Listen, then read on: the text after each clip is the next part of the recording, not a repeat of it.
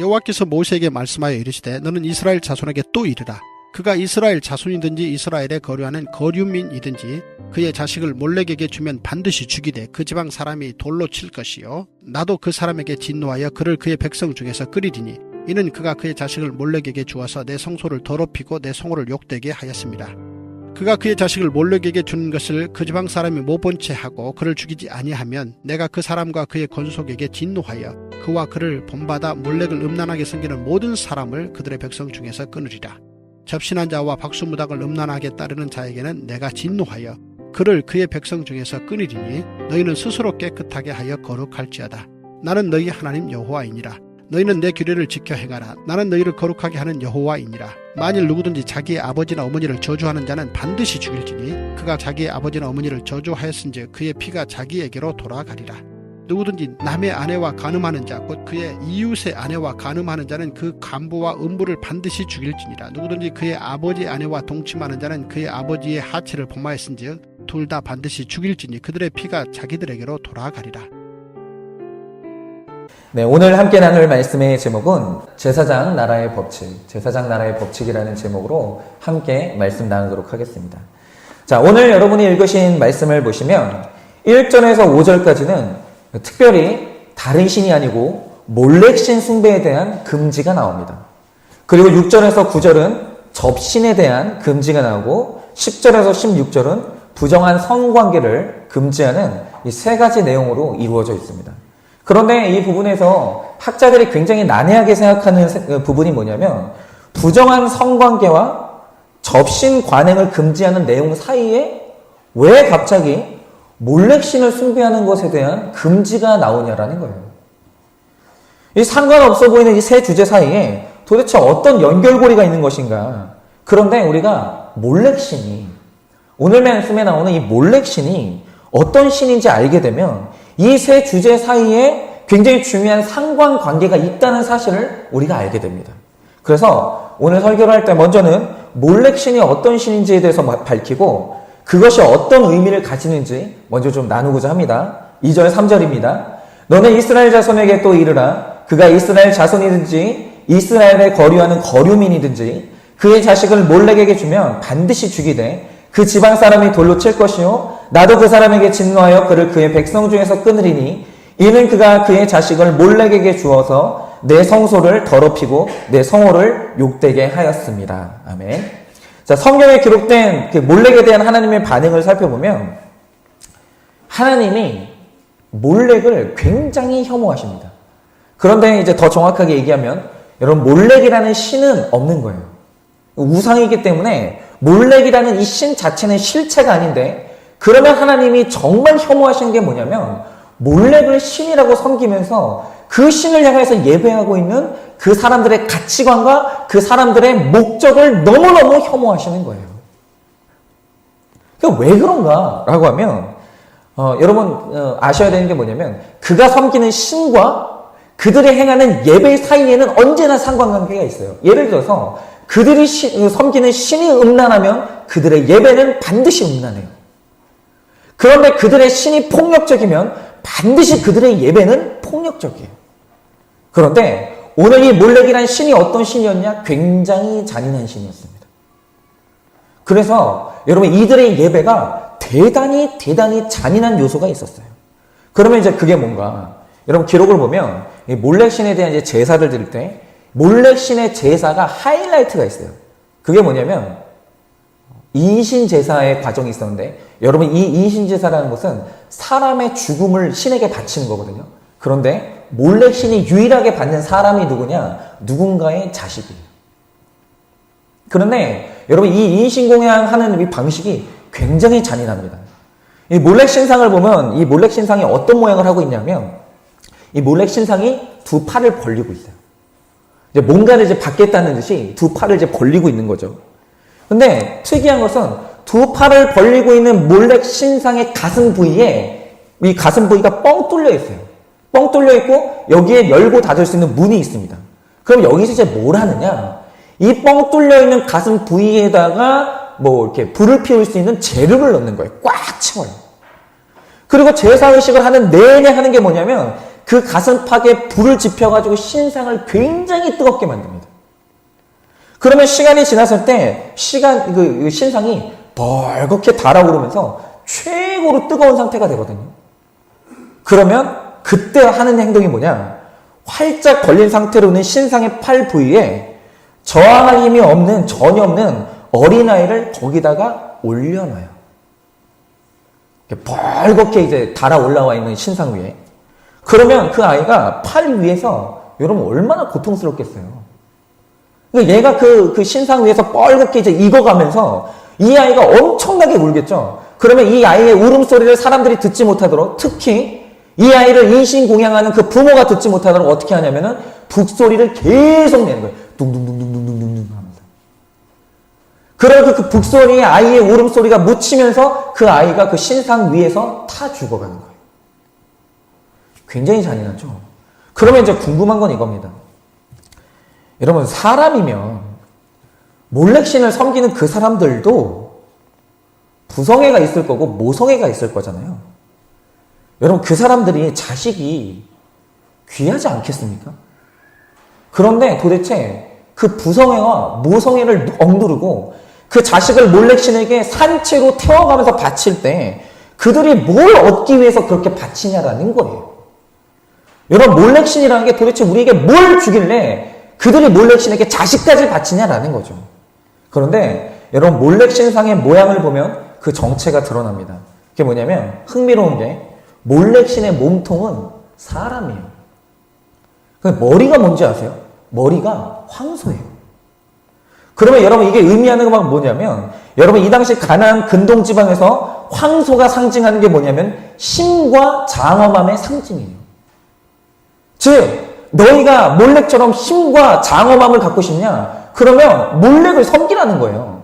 즉 약자가 아니라 이 땅에서 난 강자로 살고 싶고, 나는 절대로 힘없어서 서러운 인생 살기 싫고, 나는 더 넓은 땅 가져야 되겠고, 나는 더 많은 재산을 갖고 싶은 사람들의 야망을 실현시켜 준다라고 그 힘을 갖고 있다고 외치는 신이 뭐냐 하면 그게 몰렉이에요. 그러니까 이 몰렉은 뭐냐면, 몰렉의 본질이 뭐냐면 굉장히 불타는 자기 사랑이에요. 근데 여러분, 참 이상한 게요, 사랑이라는 게 몰렉의 방향이 이겁니다. 몰렉의 이 사랑의 방향은 뭐냐면 여기에요. 몰렉의 사랑의 방향은 나를 향하는 거예요. 그런데 여러분, 이 사랑이라는 게 굉장히 신비한 게 뭐냐면 방향에 따라서 사랑의 성격이 완전히 달라져요. 여러분, 사랑이라는 게 이 사랑이 방향이 남을 향하게 되잖아요. 그럼 그 사람이 예수 돼요. 여러분, 그 사람이 예수 닮았는가? 그 사람이 예수 닮아가고 있는가? 여러분, 이건요, 방법 딱 하나밖에 없어요. 사랑의 방향이 바뀌면 돼요. 사랑의 방향이 남을 향하잖아요. 그 사람 예수 돼요. 그런데 사랑이 나를 향하잖아요. 온전히 나만 향하면 그 사람 있잖아요, 사탄 돼요. 이게 이상한 거예요. 심지어 나를 위해 자식도 재물을 삼는 악마가 되는 거예요. 여러분, 이 중에 대표적인 사람이 누구냐면 레위기 10장을 보면 나답과 아비후라는 아론의 아들들이 나오는데, 여러분, 이 사람들한테 생긴 일이 뭔지 아십니까? 이 나답과 아비후가 제사장이었는데 어느 날 제사를 드립니다. 그런데 제사를 드리면서 제단에 분향이라는 걸 하거든요.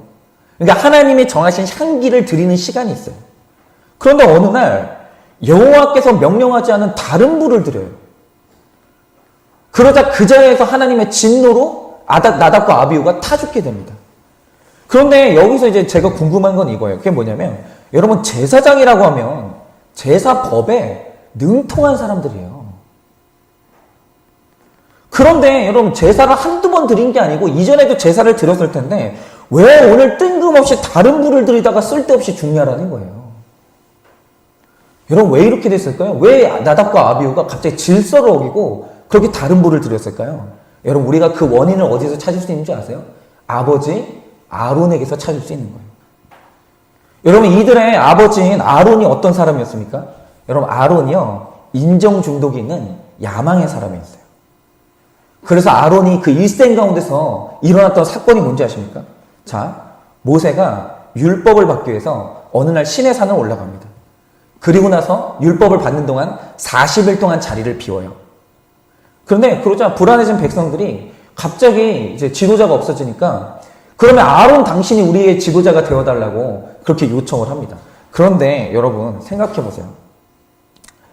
아론이 대제사장이 될 사람인데 만약에 모세가 없는 사이에 백성들이 우리의 리더가 되어달라고 하면 여러분 아론이 해야 되는 행동이 뭡니까? 무슨 소리냐고. 반드시 하나님은 언약을 지키시는 분이고 모세는 돌아오니까 기다리라고. 여러분 이렇게 얘기해야 되는 거 아닙니까? 그런데 이상한 게 뭐냐면 아론이 그 요청을 받자마자 지체 없이 리더의 자리에 올라요. 그리고 야망의 사람 아론이 만든 우상이 뭡니까? 금송아지였어요.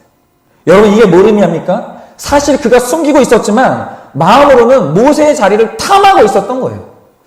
그게 그 마음속에 있었던 거예요. 저 자리 내 자리인데 왜 저기를 모세가 있나? 내가 더 잘할 수 있는데 계속 그 마음을 가지고 있었던 거예요. 즉 이스라엘의 질서가 무너질 때마다 꼭 그 중심에 누가 있었냐면 아론이 있었어요. 여러분 야망이 있는 사람들의 특징이 뭔지 아세요? 위계 질서를 지키지 못해요. 자기 자리를 지키지 못해요. 언제나 야망이 있는 사람은 꼭 그 질서를 전복시키고야 말아요.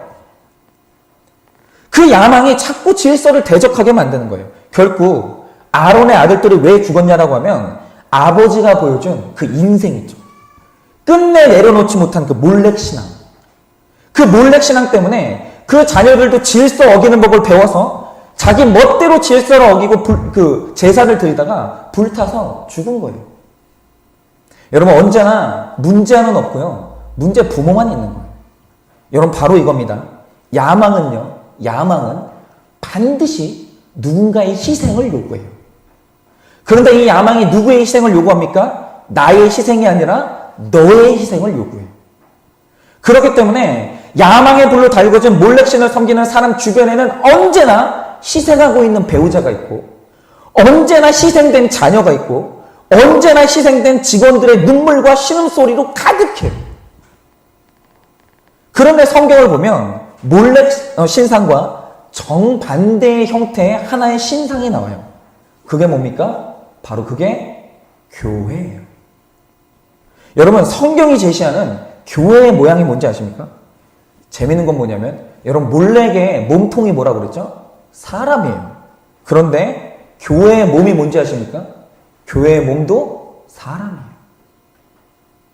그런데 교회와 몰렉신의 차이가 뭔지 아십니까? 머리가 달라요. 여러분 교회의 머리가 뭡니까? 에베소서 1장 22절은 교회의 머리를 이렇게 선포합니다. 또 만물을 예수님의 발 아래 복종하게 하시고 예수님을 만물 위에 교회의 머리로 삼으셨느니라. 여러분 말씀이 밝히는 교회의 머리가 누굽니까? 예수 그리스도예요. 여러분 바로 이겁니다. 여러분 거룩도요. 죄악도 결국 사람의 몸을 통해서 펼쳐지는 거예요. 죄를 지을 때도 반드시 사람의 몸을 통해서 죄를 짓게 되고 거룩도 반드시 사람의 몸을 통해서 거룩이 이 땅에 실현되는 거예요. 그런데 부정한 사람과 거룩한 사람을 나누는 결정적인 차이가 뭡니까? 그의 머리를 누가 차지했냐라는 거예요. 사람의 머리가 몰렉처럼 야망으로 지배받아 버리면 그는 자신을 위해서 지체 없이 타인을 희생시켜요. 그런데 사람의 머리가 그리스도가 되면 그는 타인을 위해서 나를 희생시켜요. 완전히 정반대인 거예요. 결국 거룩의 문제는 뭐냐? 그 사람의 머리를 누가 차지했냐? 몰렉이 차지했냐? 예수님이 차지했냐? 이 문제예요. 왜입니까? 몸을 이끄는 것은 결국 머리거든요. 그런데 더 중요한 것은 특별히 이 몰렉에 대한 말씀이 이제 막 가나안 땅에 나라를 세우면서 그 땅에서 지켜야 될 법을 명하는 레위기와 신명기에 집중적으로 기록되는 이유가 있어요. 그게 뭐냐면 여러분 몰렉을 섬기는 왕이 그 나라의 왕이 될 때가 있어요. 몰렉을 섬기는 사람이 그 나라의 왕이 될 때가 있는데 그 왕이 세우는 나라가 어떤 나라인 줄 아십니까? 그게 제국이에요. 그런데 여러분 제국의 정신이 뭡니까? 너를 통해 주변 나라를 통해 내가 복받겠다는 거예요. 그래서 여러분 그 지역에 제국 하나가 일어나잖아요.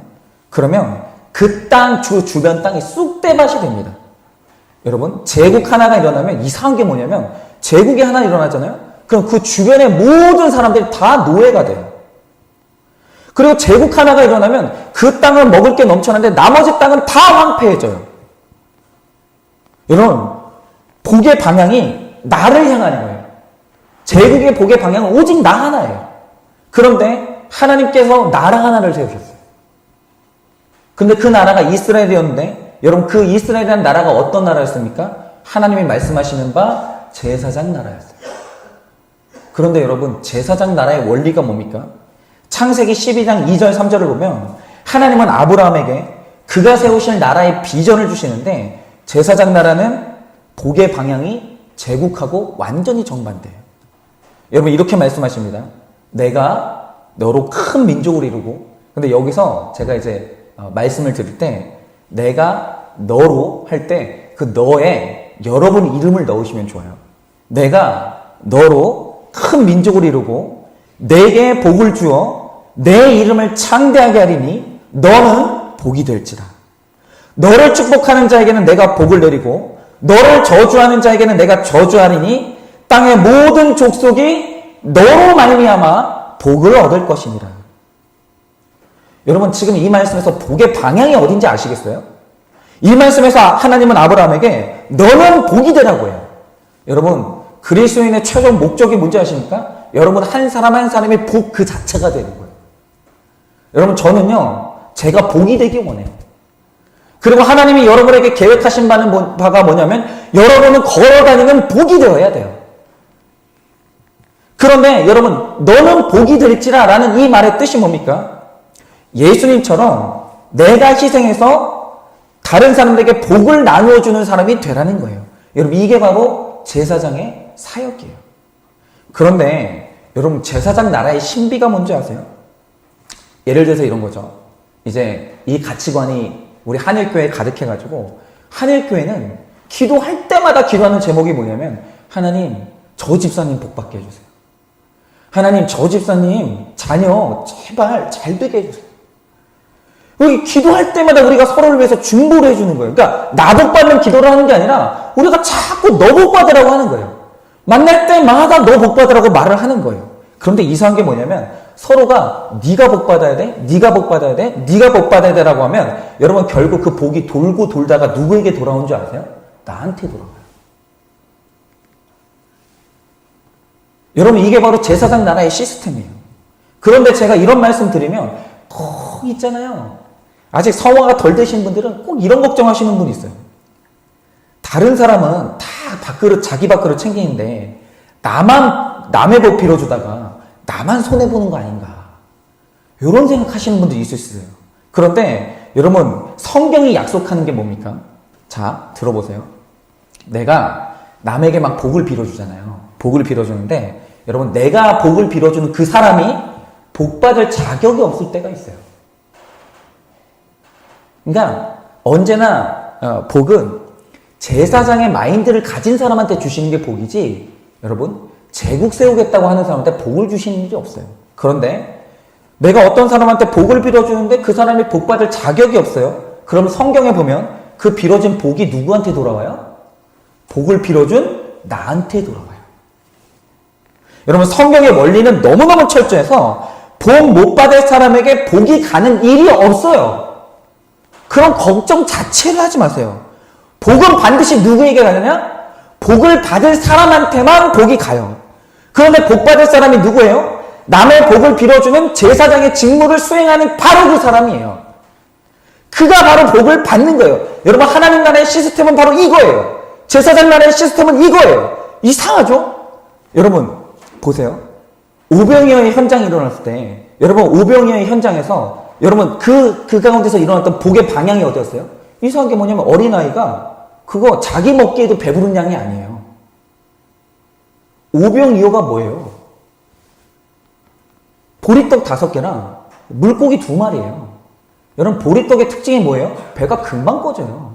그거 먹어도 걔도 배가 안 불러요. 근데 이상한 게 뭐냐면 걔가 거기 나와 있는 사람들을 위해서 자기 도시락을 내놔요. 뭘 믿고 내놨는지 모르겠어요. 내놔요. 그러니까 예수님이 그걸 받아서 어떻게 하시죠? 나눠줘요. 나눠주는데 어떻게 되죠? 다 배불러요. 그럼 복의 방향이 내가 아니라 네가 되는 거예요. 그런데 어떻게 되냐면 다 풍성해지는 거예요. 여러분, 이게 바로 모두가 복받는 제사장 나라의 원리예요. 제가 이 말씀을 묵상하면서 제가 아는 한 집사님이 생각이 나는데, 여러분 잘 들으세요. 교회 다니는데 교회 와가지고 몰래신 섬기는 분들이 있어요. 이상한 게 뭐냐면 그렇게 교회를 다녀도 남이 잘 되는 게 배가 아픈 사람들이 있어요. 남이 뭔가 하나 잘 되는 게 나의 손해로 여겨지는 분들이 있어요. 이상하게 있잖아요. 내가 저 기도할 때는 가슴이 뜨거워지는데 남의 기도할 때는 기도가 안 나오시는 분들이 있어요. 그럼 이게 뭐냐면 교회를 나오면서 몰래신을 섬기는 거예요. 근데 이분도 몰래신을 섬겼던 분인데, 여러분 몰래신이 이 집사님의 머리였을 때 복이 나를 향하는 거잖아요. 내가 복 받으려고 남편 만난 거거든요. 여러분, 그리스도인은 나 만나가지고 내 남편이 복을 받아야 되는 게 그리스도인의 결혼인데, 여러분 몰래신을 섬기는 사람의 결혼은 뭐냐면 이 남자 만나서 내 인생이 역전돼야 되는 거예요. 이 남자 만나가지고 내가 누리지 못한 거 누려야 되는 거예요. 이 남자 만나서 이 남자가 나를 행복하게 해줘야 되는 거예요. 그런데 이 집사님이 그런 몰래신을 섬기면서 남편을 만났는데 남편이 어느 날 바람을 피웠어요. 여러분, 그러면 어떻게 되겠습니까? 네가 나를 행복하게 해줘야 되는데 감히 바람을 피워? 그러면 내 자존심을 지키겠다고 기꺼이 자녀를 희생하면서 이혼하는 거죠. 그런데 남편이 외도를 해서 너무 힘든 와중에 어느 날 이제 교회를 가신 거예요. 그날 이분이 유독 어떤 말씀이 들렸냐면, 최고의 부모는 뭐냐? 자녀에게 복을 남겨주는 부모가, 유산 남겨주는 부모가 아니고 복을 남겨주는 부모가 최고의 부모라는 말씀이 들린 거예요. 그런데 여러분, 이 세상의 모든 부모가 자녀에게 복을 주면서 살고 있을까요? 저는 절대로 그렇지 않다고 생각하는 게, 여러분 대부분의 많은 부모님들이 사실은 자녀를 위한다라고 포장하고 있지만 자녀 희생시켜서 자녀 태워가지고 내가 칭찬받고 내가 인정받고 내가 증명되길 원하는 삶을 다 살고 있어요. 제가 예전에 지금은 이제 많이 보지 못하는데 안녕하세요라는 프로그램이 있죠. 요거 자주 보셨으면 좋겠어요. 앞으로 이제 교회 리더가 되실 분들은 이 안녕하세요라는 프로그램을 보면서 굉장히 그 인내심을 가지시고 이제 성화의 길을 걷기를 바라는데, 거기서 진짜 한 어떤 부모님이 나왔는데 애가 몇 살이더라? 기억이 정확하게 안 나요. 10살인가? 이런데 학원을 5개를 다녀요. 여러분, 그게 감당이 가능할 것 같으세요? 안 돼요. 얘가 어느 날 학원을 다니다가 죽을 것 같아가지고, 이러다가 자기가 죽을 것 같아가지고 학원 안 다니겠다는 게 아니라 엄마한테 한 개만 줄여달라고 거기를 나온 거예요.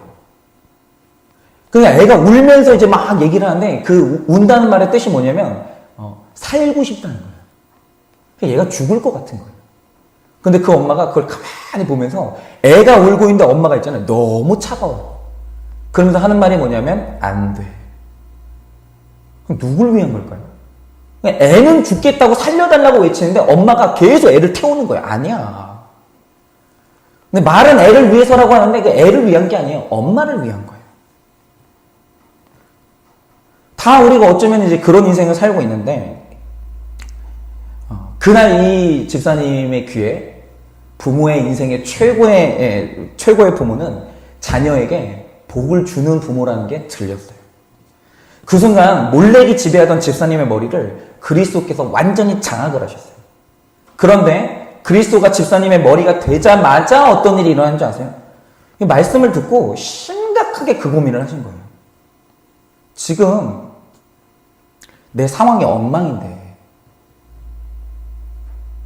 지금 이 상황에서 내가 내 자녀들에게 베풀어 줄 수 있는, 부모로서 베풀어 줄 수 있는 복이 뭐지? 내가 뭘 해야 되지? 그 생각을 하다가 이분이 적용을 한 게 뭐냐면, 그래, 지금 이 상황에서 내가 이 아이들에게 해줄 수 있는 건 딱 하나다. 깨끗한 호적을 물려주자. 지금 당장 남편을 돌아오게 할 수도 없어.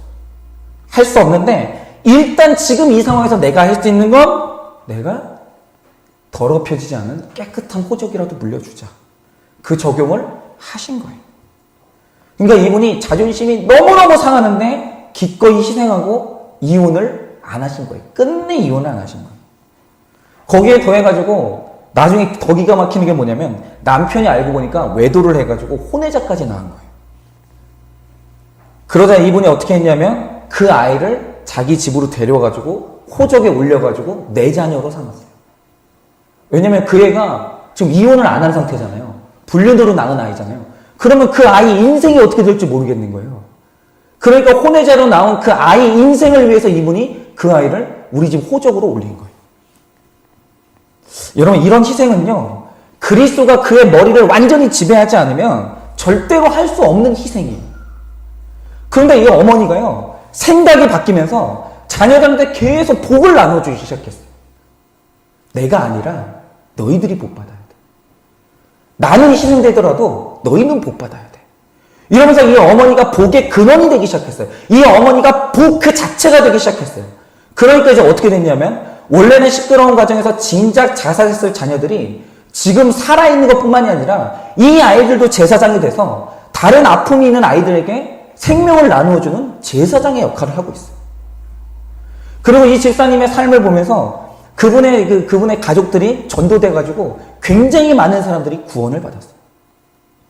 여러분, 이렇게 우리도 내 머리를 몰래게 아닌 그리스도께 내드려서 나를 통해 내 자녀가 복받고 나를 통해 내 직장이 복받고 나 하나가 이 교회와 아주 교회가 부흥되는 진정한 복 그 자체가 되시기를, 걸어다니는 복이 되시기를, 복의 방향이 내가 아니라 타인을 향하는 여러분 되시기를 예수 그리스도의 이름으로 축원을 드립니다. 그런데 하나님이 약속하신 게 뭡니까? 남을 향하는 그 복이 언젠가는 반드시 나에게 다 돌아온다는 거예요. 저는 이 성경의 원리를 믿어요. 저는 100% 믿어요.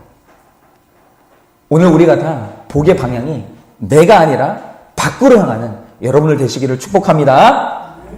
다음은 몰렉신앙과 접신 그리고 문란한 성관계가 어떤 상관관계를 지니는지 제가 살펴보도록 하겠습니다. 7절 8절입니다. 너희는 스스로 깨끗하게 하여 거룩할지어다.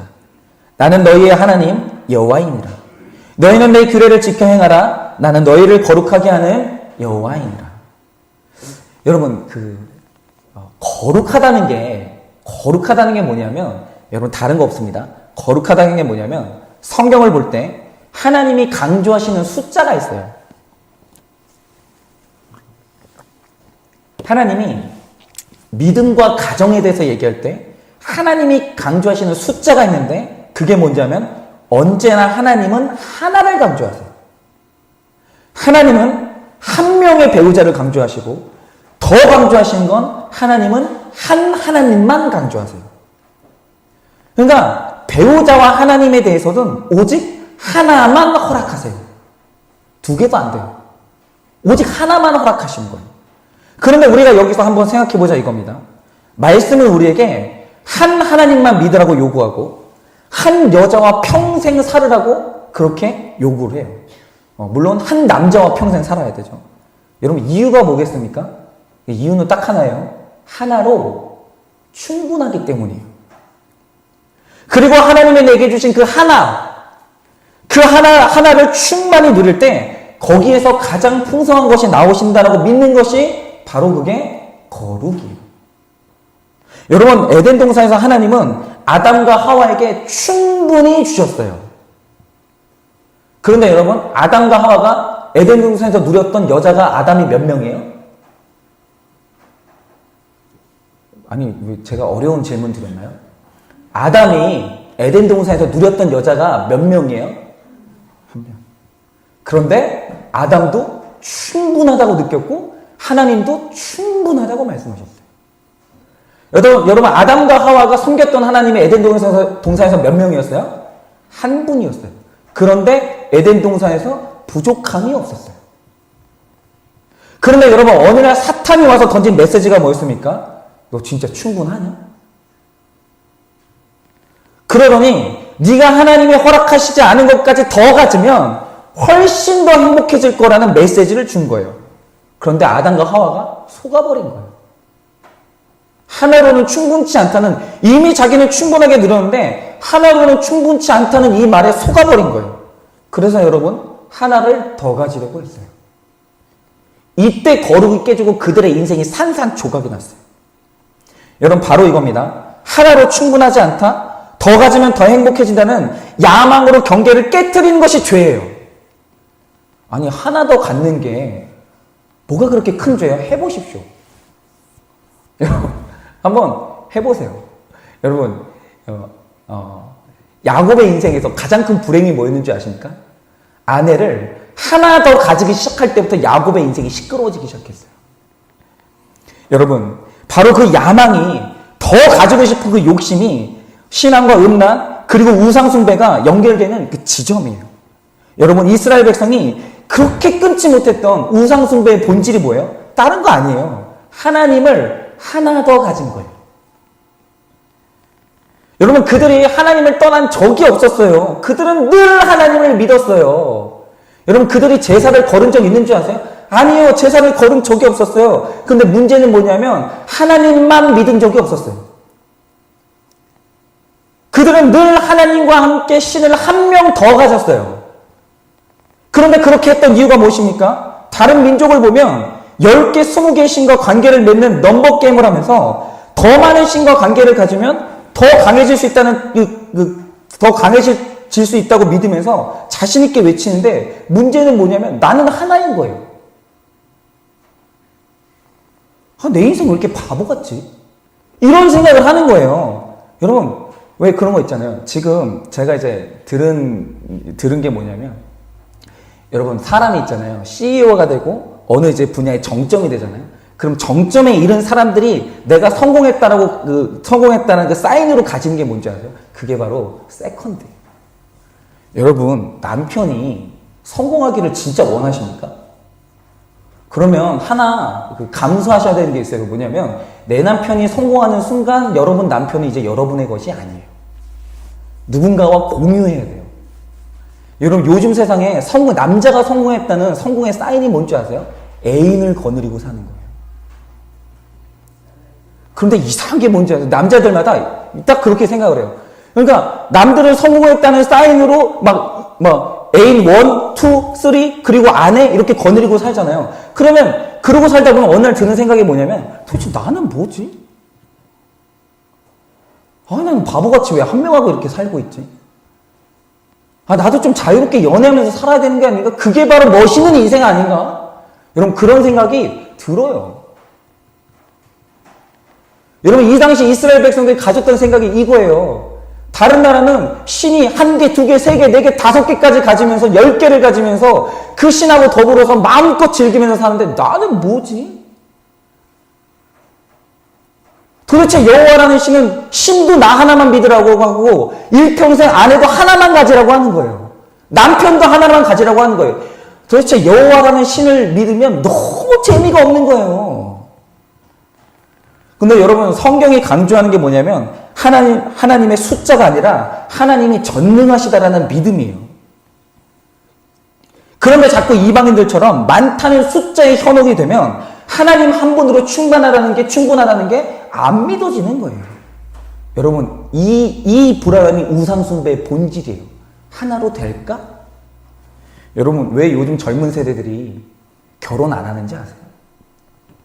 물론 다 그런 건 아닙니다. 다 그런 건 아닌데 결혼 안 하는 이 이유 중에 하나가 뭐냐면 이 젊은 세대들이 한 명하고 살 자신이 없는 거예요. 너무 음란에 젖어버렸기 때문에 한 명을 가지고 평생 만족할 수 있을까? 이게 있잖아요. 자신이 없는 젊은이들이 굉장히 많아요. 여러분 성의 문제가 이거예요. 구약시대 사람들이 왜 일부 다처제를 했습니까? 간단해요.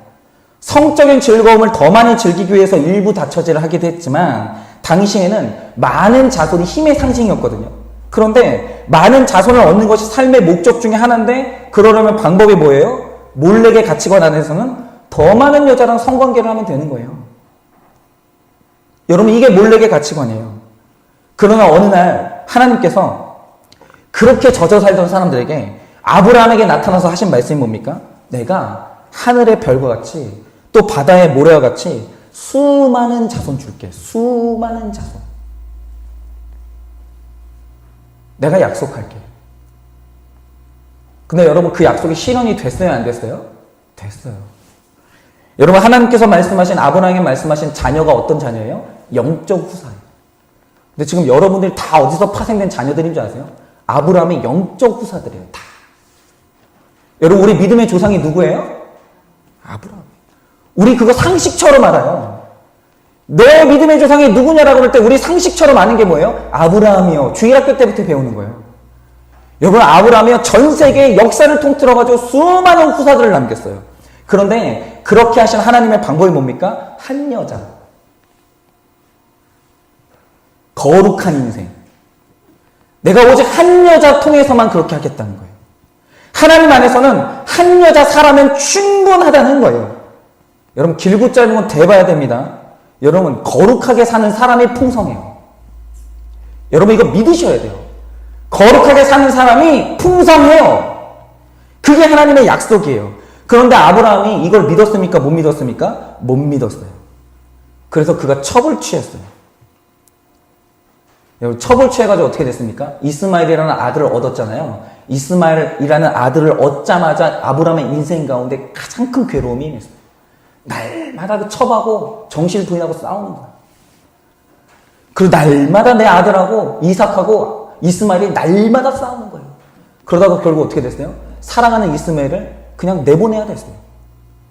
여러분, 아브라함 인생에 가장 깊게 남은 상처가 뭐 때문에 일어나는 줄 아세요? 하나님의 거룩을 깨고 한 명 더 얻었을 때, 한 명 더 손을 댔을 때 아브라함의 인생 가운데 가장 깊은 상처가 남았어요. 사실 그 더 많이를 외치는 몰렉 신자 중에 한 사람이 저인데, 제가 이제 지난 교회에서 있었던 일입니다. 한 번은 제가 부교육자 입장에서 이제 설교를 듣는데, 그 주 설교 말씀이 한 구절이 저의 마음을 찌른 적이 있었어요. 그게 어떤 내용이냐면 그런 말씀을 하시는 거예요. 교회의 사명이 뭘까? 교회의 사명은 딱 하나입니다. 한 사람 귀하게 여기는 거예요. 여러분, 한 사람 무시하면 그 목사는 있을 필요가 없고, 한 사람 무시하는 교회는 있을 필요가 없는 교회예요. 교회의 사명은 한 영혼 귀하게 여기는 거예요. 그리고 순간순간 만나는 한 사람을 위해 정성을 다하는 게 그것이 바로 사명이에요. 그런데 제가 그 말을 딱 듣는데 갑자기 깨달아지는 게 뭐냐면, 제가 한 번도 그렇게 살아본 적이 없는 거예요. 여러분, 저는 야망이 있기 때문에, 야망이 있는 사람은 반드시 열등감이 있기 때문에, 열등감이 있는 사람은 반드시 야망으로 흐르거든요. 그래서 야망이 있는 사람들의 약점을 제가 너무 잘 알아요. 그런데 야망이 있는 사람의 최고의 약점이 뭔지 아세요? 한 사람에게 만족이 안 돼요.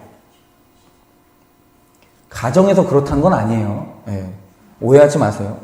그러면 한 사람에게 만족하지 못한다는 게 어떻게 나타나느냐? 흔히 저희 선배 목사님들이 가르침을 주실 때 늘 하시는 가르침이 뭐냐면, 목사는 설교를 할 때 한 사람이 듣든 100사람이 듣든 똑같은 마음으로 설교를 해야 된다고 말씀을 하시는 거예요. 그런데 저는 그게 안 돼요. 솔직히 말씀드릴게요. 저는 한 사람이 제 설교를 들을 때보다 100사람이 제 설교를 들을 때 훨씬 좋아요. 그리고 100사람이 듣는 것보다 1000사람이 제 설교를 듣고 있으면 훨씬 좋아요. 그리고 어느 날부터 청중이 적어지기 시작하면 실망하는 게 저였어요.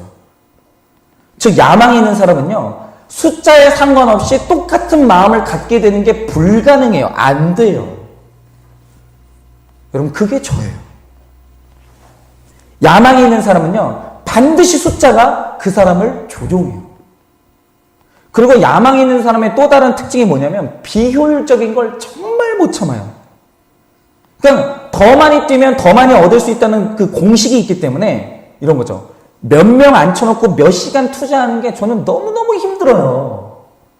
그러니까 맨날 하는 고민이 뭐냐면, 한 번에 단기간에 최대한 많은 사람들한테 효과적으로 내가 이렇게 효과를 발휘할 수 있는 방법이 뭘까? 이걸 연구하는 사람이지, 한 사람 앉혀놓고 제 시간을 계속 할애하는 게 저는 너무 아까운 사람이에요. 그게 있잖아요. 말할 수 없는 시간 낭비로 느껴지는 게 저의 체질이에요. 그런데 제가 제 선생님을 만났을 때 문제가 뭐 있었냐면, 제 선생님이 너무 비효율적인 거예요. 이걸 이제 언제 느꼈냐면, 수요일 날 이제 그 교회는 이제 교육자 회의를 했었거든요. 근데 교육자 회의 모임이 너무 비효율적인 거예요.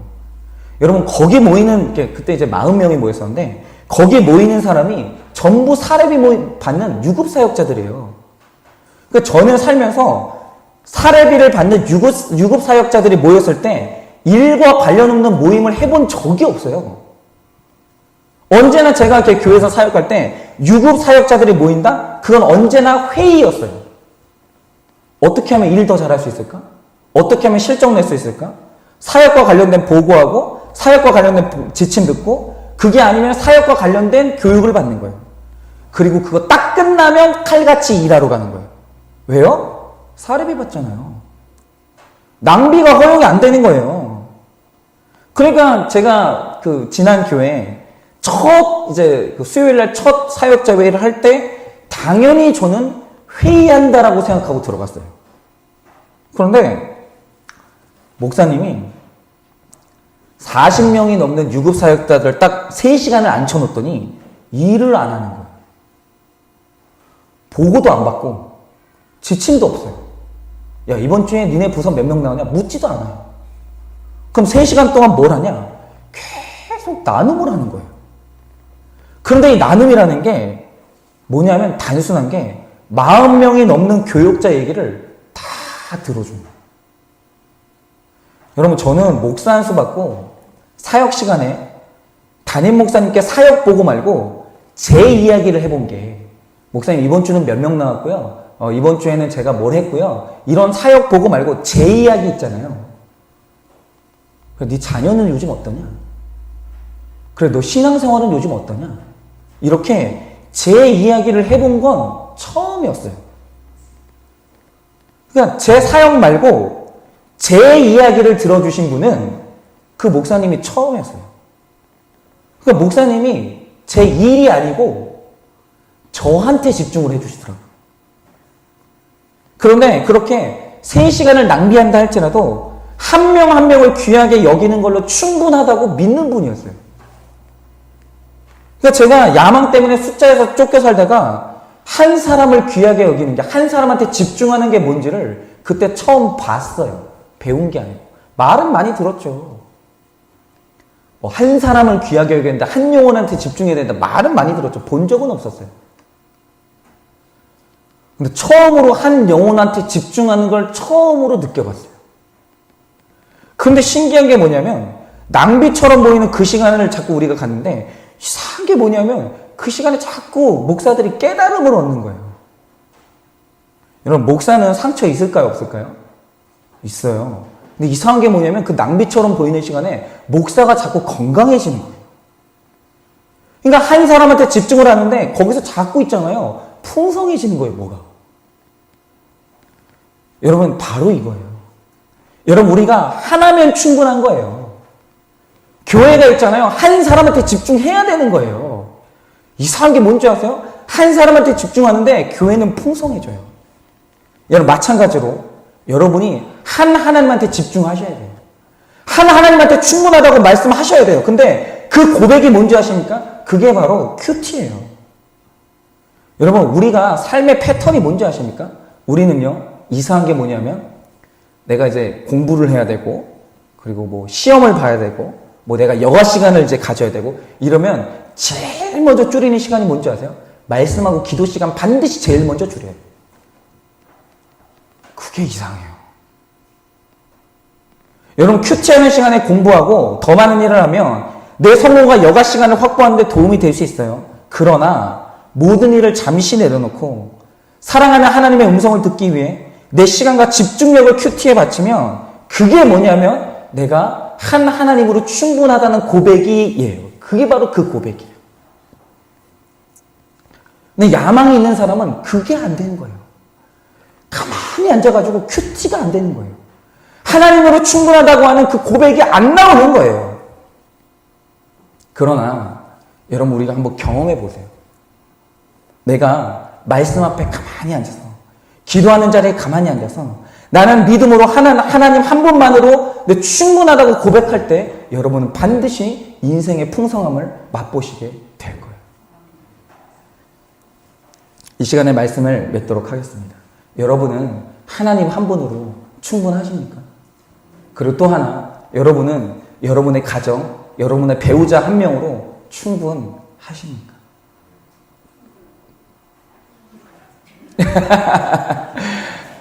마음으로 솔직히 대답해 보세요. 입술로 소리 내지 마세요. 예, 전 안 믿어요, 그런 거. 예, 하나님하고 해결하세요, 이 질문에 대해서. 여러분은 배우자 한 명으로 충분하십니까? 네.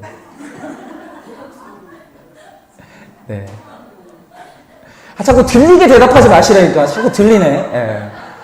예, 그리고 또 하나, 여러분들의 복의 방향은 어디예요? 자꾸 있잖아요. 남을 향해서 이제 하라고 할 때, 이거 내가 손해보는 거 아니야? 남들은 다 자기 밥그릇 챙기는데, 나만 손해보는 거 아니야? 라고 여러분 그렇게 하나님을 불신하는 분들 계세요? 여러분, 그렇지 않아요. 여러분, 복의 방향이 남을 향할 때, 반드시 남을 향한 그 복의 방향은 나에게로 돌아오게 되어 있어요. 오늘 이 거룩한 방향, 이 거룩한 숫자, 남을 향한 방향, 그리고 오직 한 하나님, 한 아내, 한 남편. 여러분, 이렇게 거룩한 삶의 방향을 삼아서 우리 모두가 진정으로 풍성한 인생 누리시기를 예수 그리스도의 이름으로 축원을 드립니다.